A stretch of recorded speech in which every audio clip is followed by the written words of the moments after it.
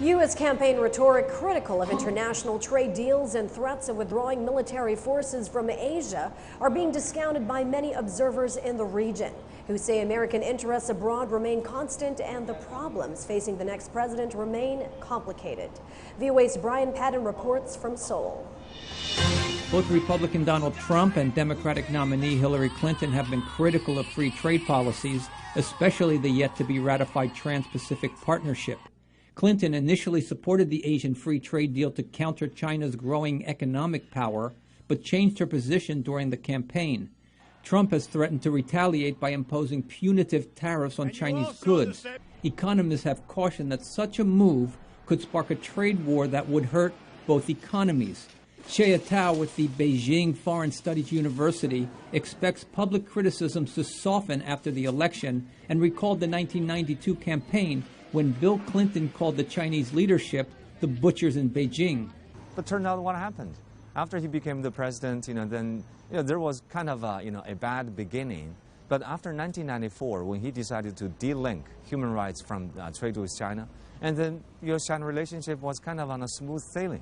On deterring the North Korean nuclear threat, Clinton supports maintaining strong military alliances in the region and cooperating with China to increase economic sanctions.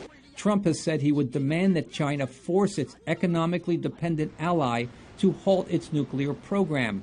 He has also said he wants South Korea and Japan to pay more for American troops in their country, or he may bring them home and allow the allies to develop their own nuclear weapons. But Professor Kim Hyung-wook at the Korea National Diplomatic Academy expects that no matter who wins, the next U.S. president will want a strong U.S. military presence in the region. Of course, according to each candidate's posture towards Asia and to ally in South Korea, there might be some tensions and some adjustments and refinement, but I think the alliance itself would be very solid. There are still close to 10,000 American troops in Afghanistan involved in counterterrorism operations and training missions. The troops were to be withdrawn as more Afghan security forces were deployed, but the Taliban has been regaining more territory in the last year.